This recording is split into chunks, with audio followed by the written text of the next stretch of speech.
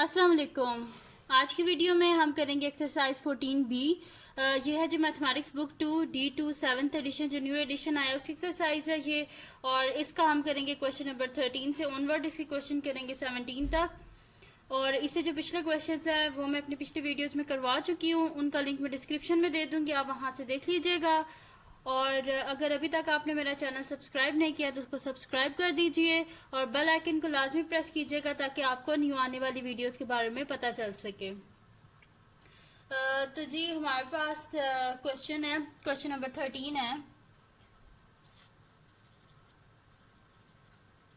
Question number 13 है जी हमारे पास कि एच हमारे पास है X such that x is a rational number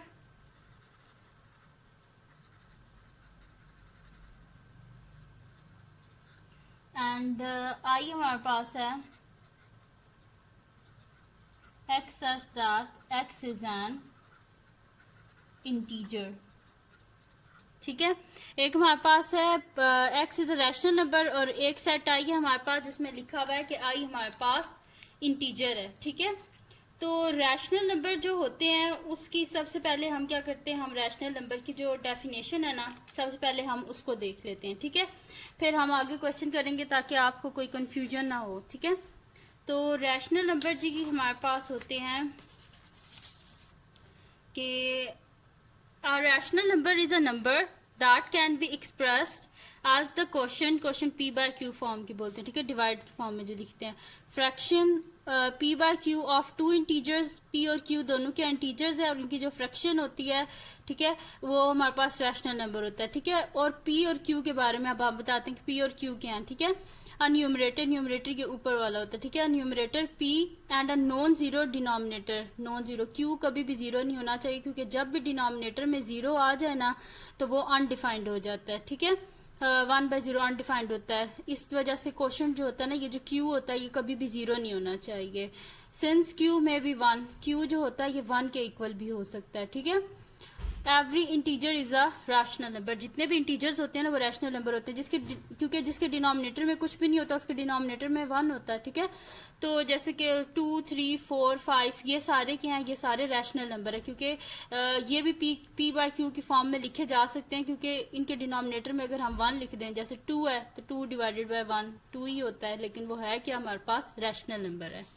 ठीक है, तो इसको हम स्टार्ट करते हैं। ठीक है, अब मैंने आपको बता दी कि रैशनल नंबर क्या होते हैं, p बाय q की फॉर्म में होते हैं। q नॉट इक्वल टू 0 होना चाहिए लेकिन q 1 भी हो सकता है। ठीक है, तो अगर q 1 होगा तो फिर इसका मतलब है जितने भी सारे इंटीजर्स हैं वो सारे क्या है, फिर रैशनल नंबर है। ठीक है, तो ये हो गया हमारे पास और इसमें हमने बताना क्या है, is i is a proper subset of h, explain. ठीक है, हमने करना क्या है कि आई जो है वो हमारे पास क्या है, प्रॉपर सबसेट है एच का, हमने एक्सप्लेन करना है कि ये क्या ठीक है कि नहीं है।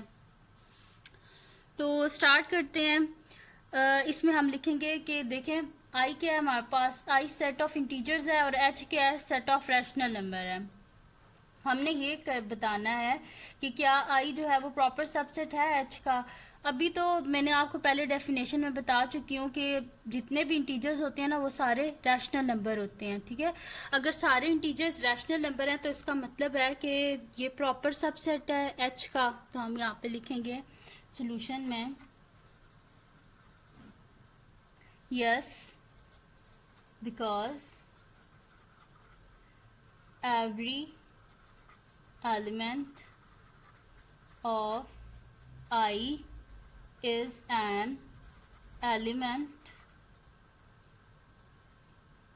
of H and I is not equal to H। ठीक है, सारे जो हमारे पास होते हैं ना जो होते हैं इंटीजर्स जो होते हैं वो सारे क्या होते हैं, हमारे पास रैशनल नंबर होते हैं लेकिन रैशनल नंबर में और भी बहुत सारे आ जाते हैं। ठीक है, तो इसलिए जो है ना उसमें अंडर रूट में भी आ जाते हैं और इस तरह सारे आ जाते हैं। तो इस वजह से हम कह रहे हैं कि सारे जो इंटीजर्स होते हैं वो रैशनल नंबर होते हैं, लेकिन इंटीजर्स और रैशनल नंबर आपस में मतलब कि हम ये नहीं कह सकते कि दोनों इक्वल होते हैं। ठीक है, क्योंकि रैशनल नंबर में और भी काफ़ी सारे नंबर आ जाते हैं।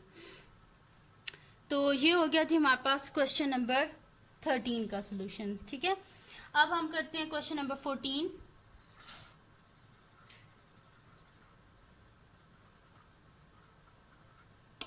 क्वेश्चन नंबर 14 है हमारे पास कि state whether each of the following statement below is true और फॉल्स, यानी कि जो गिवन स्टेटमेंट है उसको हमने बताना है कि ये स्टेटमेंट ट्रू है या ये स्टेटमेंट फॉल्स है। तो इसका ए है जी हमारे पास कि इफ यूनिवर्सल सेट है हमारे पास, एक्साई है हमारे पास इक्वल है ए बी सी डी ई के, एंड ए है जी हमारे पास इक्वल ए बी सी के, then A prime is equals to क्या हो जाएगा हमारे पास डी ई। ठीक है, हमारे पास गिवन है कि अगर यूनिवर्सल सेट हमारे पास है ए बी सी डी ई और हमारे पास एक सेट ए है ए बी सी, तो देन ए प्राइम हमारे पास डी ई हो जाएगा। तो अगर आप देखें हम किस तरह ए प्राइम को फाइंड आउट करते हैं कि अगर हम यूनिवर्सल सेट में से ए को माइनस कर दें, तो यूनिवर्सल सेट में से अगर हम ए को माइनस कर दें तो ए के क्या एलिमेंट है हमारे पास ए बी सी, और यूनिवर्सल सेट के क्या एलिमेंट है ए बी सी डी ई। तो इसमें से ए के जो एलिमेंट है उनको आप माइनस कर दिए, यानी कि ए बी सी को माइनस कर दिए तो पीछे क्या बचता है डी ई। तो ए प्राइम के क्या नहीं लिखे हुए डी ई, यानी कि ये स्टेटमेंट ट्रू है। ठीक है, तो इसके हम सोल्यूशन में लिख देंगे ट्रू। ठीक है, ये स्टेटमेंट ट्रू है। अब करते हैं जी इसका बी पार्ट। इसका बी पार्ट है जी हमारे पास के इफ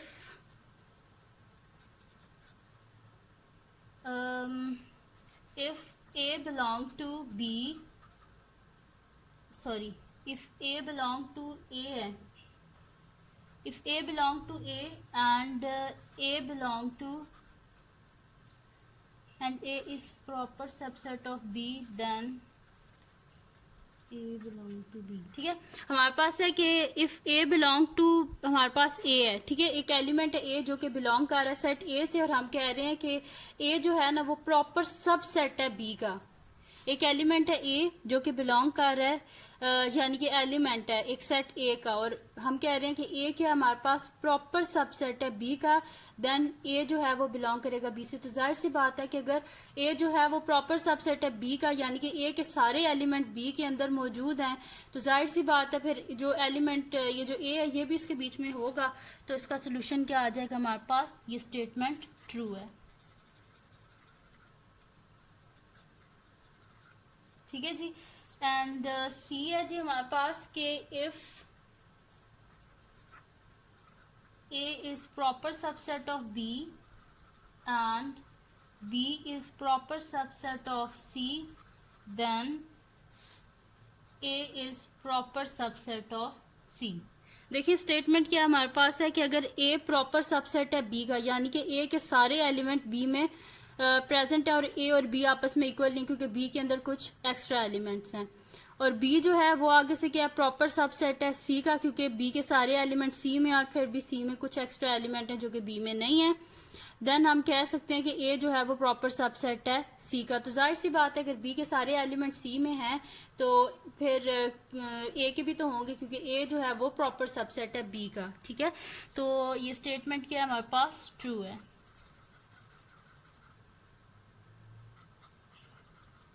क्या स्टेटमेंट ट्रू है। देन डी पार्ट है हमारे पास कि if A belong to A and A belong to B, then A is equals to B. ठीक है, हमारे पास स्टेटमेंट ये है कि अगर कोई एक एलिमेंट है ए जो कि बिलोंग कर रहा है ए से, और वही एलिमेंट ए है जो कि बिलोंग कर रहा है बी से, तो ए और बी आपस में इक्वल होंगे। तो जरूरी नहीं है, हो सकता है सेट ए में कुछ एक्स्ट्रा और भी एलिमेंट हो ए के अलावा, और बी में हो सकता है कोई और एलिमेंट हो इस ए के अलावा। तो ये लाजमी नहीं है कि ये दोनों आपस में इक्वल हो सकते हैं। इस वजह से हम इसको क्या लिख देंगे, ये स्टेटमेंट फॉल्स है। अगर तो हमारे पास पूरे पूरे सेट पड़े होते ना, तो हम कह सकते कि स्टेटमेंट अगर दोनों में खाली ए ही होता तो ये स्टेटमेंट ट्रू थी। अब हमें तो नहीं पता, शायद ए सेट में कोई और भी एलिमेंट हो, बी सेट में कोई और भी एलिमेंट हो, तो इस वजह से ये स्टेटमेंट क्या है, फॉल्स है।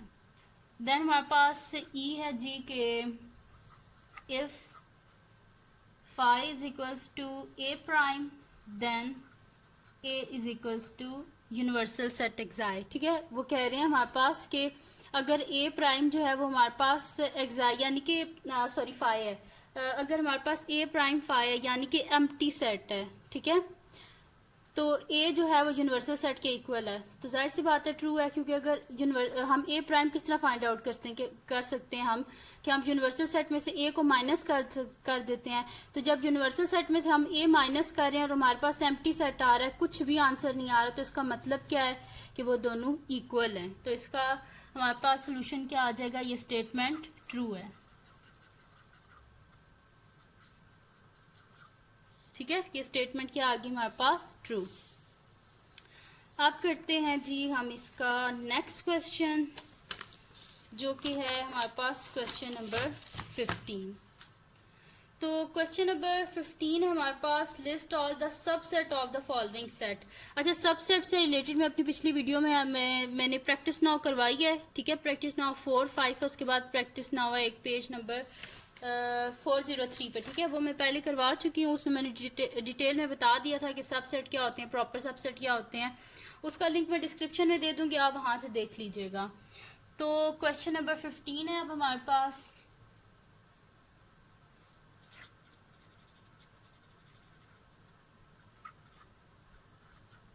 तो क्वेश्चन नंबर 15 के हमारे पास, list all the subset of following. ठीक है,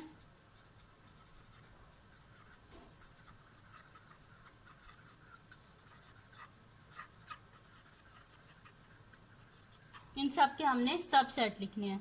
तो ए के हमारे पास p इज इक्वल्स टू 1 2। ठीक है, तो सबसेट हम किस तरह लिखते हैं, सबसेट जो है लिखने का एक आसान तरीका होता है कि हम क्या कर लेते हैं कि जितने भी एलिमेंट होते हैं ना उसे 2 की पावर में लिख देते हैं। ठीक है, तो ये कितने एलिमेंट है इस सेट के, 2 एलिमेंट है, तो हम क्या कर देंगे 2 की पावर में लिख दें 2। तो 2 की पावर 2 यानी कि 2 इंटू 2 यानी कि 4। तो p के कितने सबसेट हमारे पास बनेंगे, 4 सबसेट बनेंगे। ठीक है, ये बड़ी इजी सी ट्रिक होती है।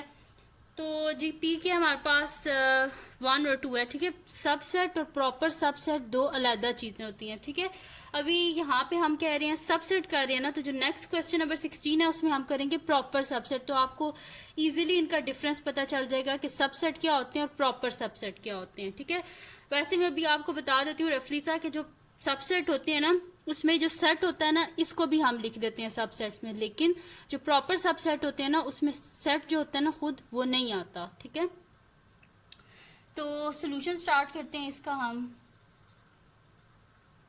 तो सबसेट हम किस तरह लिखते हैं कि सबसे पहले इसका हमारे पास क्या आ जाएगा कि हमारे पास पार्ट ए है ना, तो पार्ट ए का हमारे पास सोल्यूशन क्या आ जाएगा जी, हम किस तरह लिखते हैं सबसेट हम इस तरह लिखते हैं कि सबसे पहले इसमें एक एम्प्टी सेट आएगा, देन 1 को लिख लें, देन 2 को लिख लें आप, देन लास्ट में क्या लिखते हैं पूरा जो सेट है उसको।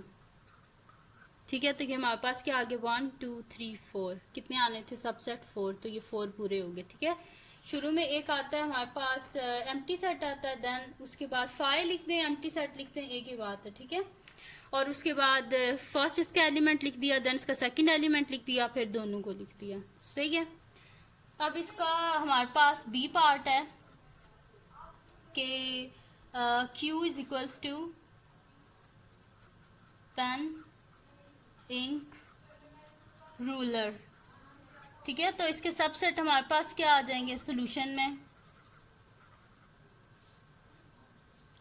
ये हमारे पास आ जाएंगे। देखें इसको अभी हम वही कर लेते हैं, इसके कितने एलिमेंट है 1 2 3 एलिमेंट है। ठीक है, तो आप क्या कर लें 2 की पावर में 3 लिख लें, तो ये हमारे पास क्या आ जाएगा 2 इंटू 2 इंटू 2 2 2 ज़ा 4 4 2 ज़ा 8, यानी कि इसके टोटल सबसेट कितने बनेंगे हमारे पास 8 बनेंगे। ठीक है, पहले आप लिख लें empty set, then first element, then second element, then third element, उसके बाद फर्स्ट 2 को लिख लें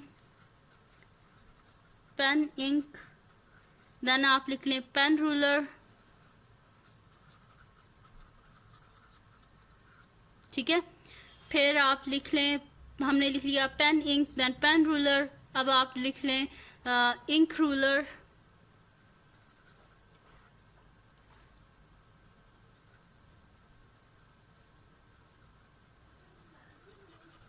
ठीक है, ये लिख लिया हमने इंक रूलर।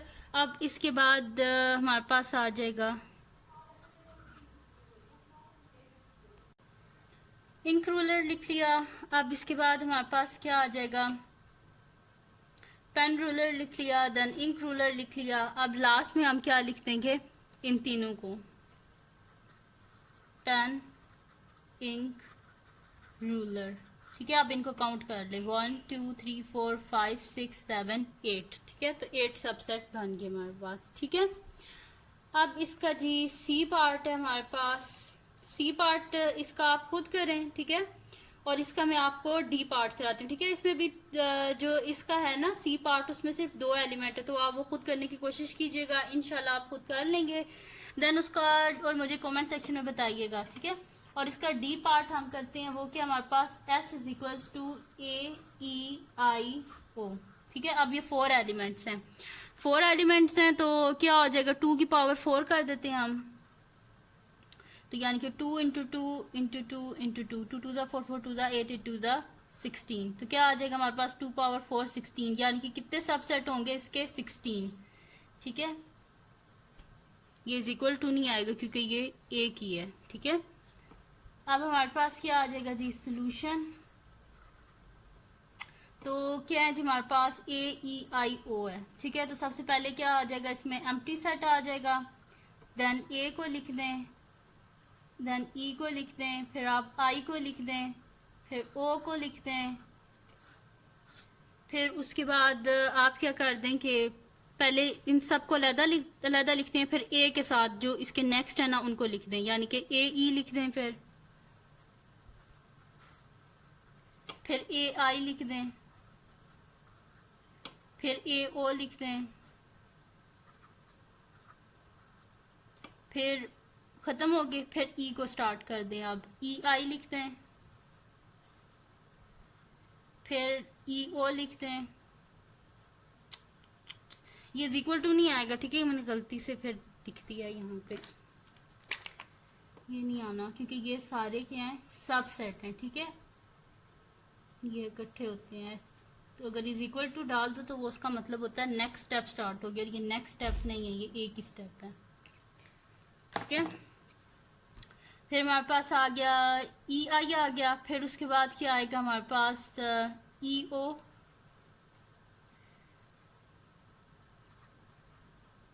ये EO आ गया। देन उसके बाद क्या आएगा हमारे पास E के बाद भी जितने में वो भी हो गए। उसके बाद आएगा जी हमारे पास IO आएगा। देन उसके बाद हमारे पास आएगा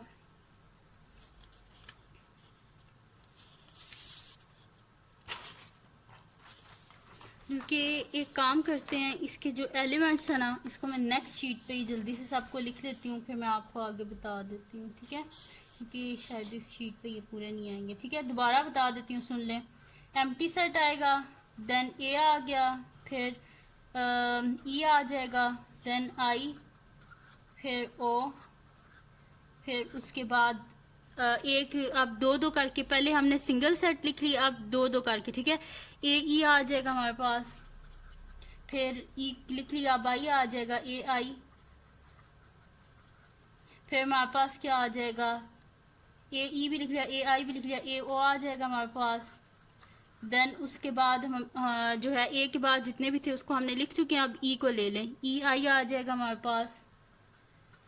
देन हमारे पास आ जाएगा EO आ जाएगा।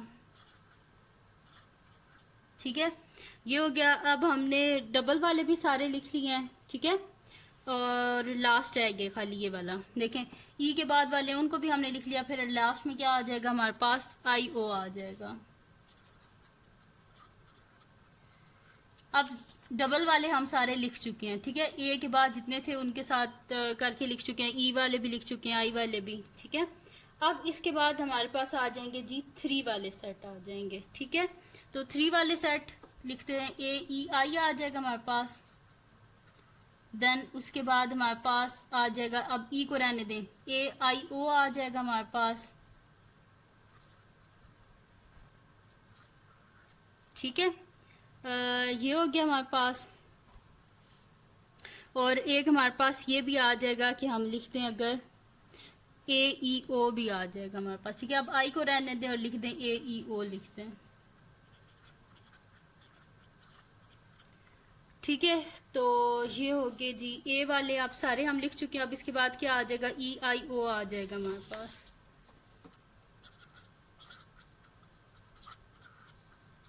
अब 3 वाले सेट भी हम सारे लिख चुके हैं। अब इसके बाद लास्ट रह गया जो हम 4 वाला, ये जो सेट है इसको लिख देंगे। अब इनको काउंट कर लेते हैं, 1 2 3 4 5 6 7 8 9 10 11 12 13 14 15 16। ठीक है, ये पूरे कितने हमारे पास 16 सेट हैं। ठीक है, तो अब हम क्या कर लेते हैं जी, इसका नेक्स्ट क्वेश्चन जो कि हमारे पास है क्वेश्चन नंबर 16, जिसमें हमने करना है प्रॉपर सबसेट का बताना है। ठीक है, आप क्या किया करें, इसको काउंट कर लिया करें दो एक दफ़ा, जिस तरह दोबारा काउंट कर लेते हैं 1 2 3 4 5 6 7 8 9 10 11 12 13 14 15 16। ठीक है, दोबारा मैंने काउंट कर लिया, कंफर्म कर लिया कि क्या मेरे सेट पूरे हैं कि नहीं, सब सेट पूरे हैं कि नहीं। ठीक है, तो इस तरह काउंट कर लिया करें आप। तो शुरू में आपको थोड़ा टाइम लगेगा, लेकिन बाद में जब आप यूज टू हो जाएंगे तो आप एकदम इन क्वेश्चंस को कर लेंगे। ठीक है, अब इसका क्वेश्चन नंबर 16 है हमारे पास। अच्छा, जो मेरी पिछली वीडियो है उसमें मैं बता चुकी हूँ कि हमने सबसेट क्या होते हैं, प्रॉपर सबसेट क्या होते हैं। ठीक है, तो उसका लिंक मैं डिस्क्रिप्शन में दे दूंगी, आप वहां से देख लीजिएगा, इंशाल्लाह आपको समझ आ जाएगा फिर। तो हमारे पास इसमें है कि हमने करना क्या है, list all the subsets of each of the following. ठीक है, इसमें सेट ए के हमारे पास k is equals to X Y है। ठीक है, k इज इक्वल्स टू हमारे पास एक्स वाई है। अब हमने करने क्या है, इसके सबसेट नहीं करने, sorry, proper subset. Proper subset और सबसेट में ये होता है कि जो खुद से ये वाला हमारे पास सेट होता है ना, ये इसमें इसके सबसेट में नहीं आता, प्रॉपर सबसेट में। ठीक है, बाकी आएंगे लेकिन ये नहीं आएगा। तो हमारे पास क्या आ जाएगा, सोल्यूशन स्टार्ट करते हैं। हमने लिखना है जी प्रॉपर सबसेट, तो सबसे पहले आ गया एक एम्प्टी सेट, देन x आ गया हमारे पास, देन y आ गया। तो ये है जिसका सोल्यूशन, सेट इटसेल्फ नहीं आएगा। पहले इस तरह होता था ना कि हम 2 की पावर 2 कर देते थे तो 4 आया था, तो इसके 4 सबसेट बनते थे। लेकिन प्रॉपर सबसेट में 4 नहीं बनेंगे, आपके पास 3 बनेंगे, एक कम बनेगा। वो किस वजह से, क्योंकि इसमें जो सेट है ना वो खुद नहीं आएगा। ठीक है, बस ये डिफरेंस होता है। अब बी जो है इसका सिंगापुर मलेशिया, ये आप खुद करें और फिर मुझे बताएं इसके एंड में क्या होगा, कि ये खुद सेट नहीं आएगा एंड में सिंगापुर मलेशिया, बाकी तो वैसे ही होता है। ठीक है, इसका सी पार्ट है m इज इक्वल्स टू 3 4 5। ठीक है, तो इसका सोल्यूशन स्टार्ट करते हैं हम। तो इसको हम किस तरह लिखेंगे, सबसे पहले हमारे पास आ जाएगा जी एम्प्टी सेट, देन 3 आ जाएगा हमारे पास, फिर 4 आ जाएगा हमारे पास, देन 5 आ जाएगा हमारे पास, फिर दो दो करके लिख लें, 3 इंटू 4 3 4 लिख लें, फिर आप लिख लें 3 5 लिख लें। ठीक है, फिर आप लिख लें 4 5। ठीक है, ये लिख लिया हमने। अब लास्ट में आता होता है ये सेट खुद, वो हमने नहीं लिखना क्योंकि ये प्रॉपर सबसेट है। तो 2 की पावर 3 कितना होता है, 8, तो प्रॉपर सबसेट कितने होंगे, 7। तो गिन लें 1 2 3 4 5 6 7। ठीक है, तो ये हमारे पास इसका सोल्यूशन आ गया। अब इसका करते हैं जी हम पार्ट नंबर डी करते हैं। वो है जी हमारे पास n इज इक्वल्स टू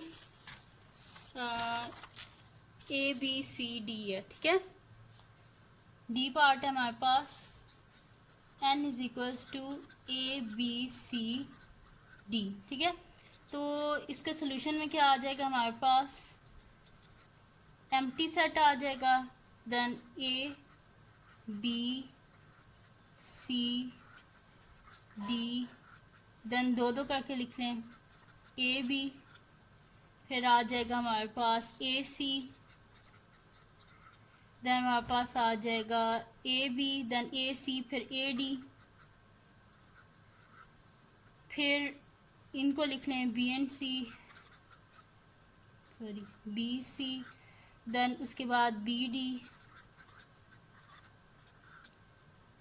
ठीक है, देन आ जाएगा हमारे पास सी डी।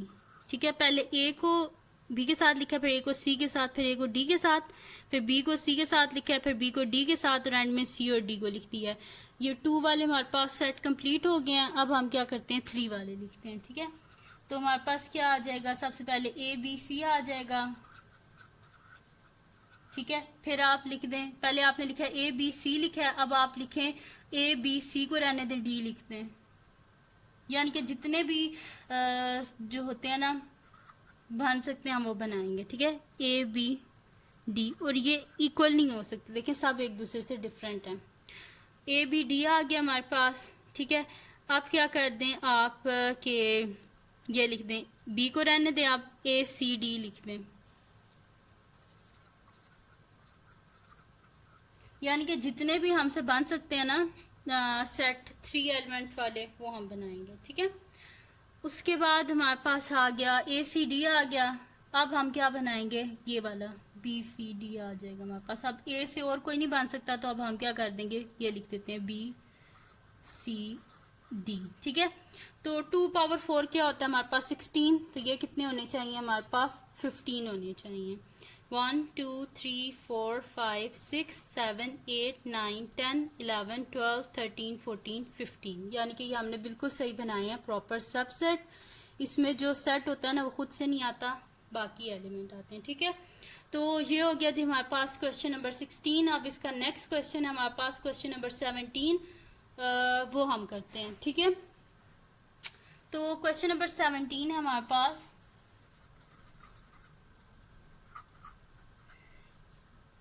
क्वेश्चन नंबर 17 है हमारे पास कि हमारे पास एक गिवन है, जो है यूनिवर्सल सेट हमारे पास गिवन है। तो यूनिवर्सल सेट लिख लेते हैं, क्या हमारे पास गिवन है, वो हमारे पास गिवन है X equals to X such that x is the positive integer less than 21। ठीक है, हमारे पास क्या है, यूनिवर्सल सेट हमारे पास है पॉजिटिव इंटीजर लेस देन 21। ठीक है, और हमारे पास ओ क्या है, वो हमारे पास है X such that x is a number divisible by 3। ठीक है, अब क्या करते हैं, इसका जो सोल्यूशन है वो हम नेक्स्ट पेज पे स्टार्ट करते हैं। ठीक है, क्योंकि फिर दोबारा फिर पेज चेंज करना पड़ेगा, तो इसलिए नेक्स्ट पेज पे स्टार्ट कर देते हैं। तो सॉल्यूशन लिख लेते हैं हम। सबसे पहले इन सेट्स को हम लिख लेते हैं। तो यूनिवर्सल सेट हमारे पास क्या आ जाएगा जी, x such that x is a positive integer less than 21। तो लेस देन 21 सारे हमने इंटीजर्स लिख लेने हैं। तो वो हमारे पास कहाँ तक आ जाएंगे, 1 से लेके 20 तक, क्योंकि 21 से छोटे होने चाहिए। तो 1 2 3 4 5 6 7 8 9 10 11 12 13 14 15 16 17 18 19 20। ठीक है, 21 को नहीं लिखना क्योंकि लेस देन 21 है। और हमारे पास सेट ओ है X such that x is a number divisible by 3। यानी कि 1 से लेके 20 तक हमने देखना है कौन से नंबर हैं जो कि डिविजिबल हैं 3 से। ठीक है, तो वो 3 का टेबल लिखते हैं आप। 3 1 3 3 2 6 3 3 9 3 4 12 3 5 15 3 6 18 और 3 7 21 होते हैं, लेकिन हमारे पास कहाँ तक है, 20 तक। तो ये बस इतना ही सेट आएगा हमारे पास। ठीक है, वो हो गया हमारे पास। अब हमने करना क्या है, फर्स्ट इसका पार्ट है हमारे पास कि list all the elements of O prime. O prime के हमने एलिमेंट लिखने हैं। तो ओ प्राइम क्या होगा हमारे पास, यूनिवर्सल सेट यानी कि एक्साई माइनस ओ। तो एक्साई माइनस ओ हमारे पास क्या आ जाएगा, 1 2 3 सो ऑन 20 तक। इसमें से माइनस करना है हमने 3 6 9 12 15 18। ठीक है, तो हमारे पास क्या आ जाएगा, 1 2 लिखें, देन 3 यानी कि 3 के मल्टीपल्स को छोड़ के बाकी 20 तक सारी लिख लें। तो हमारे पास क्या आ जाएगा, 1 2 3 को स्किप कर दें, फिर 4 5 आ जाएगा, 6 को स्किप कर दें, 7 8 आ जाएगा, 9 को स्किप कर दें, 10 11 आ जाएगा, 12 को स्किप कर दें, 13 14 15 को स्किप कर दें, 16, 17, 18 को स्किप कर दें, 19, 20, तो ये आ गया हमारे पास ओ प्राइम। अब हमने क्या करना है, describe the elements of O prime. O prime के एलिमेंट को हमने डिस्क्राइब करना है। तो ओ प्राइम के क्या हमारे पास एलिमेंट है, हम इसे लिखेंगे O prime is equals to, क्या है हमारे पास, x such that x is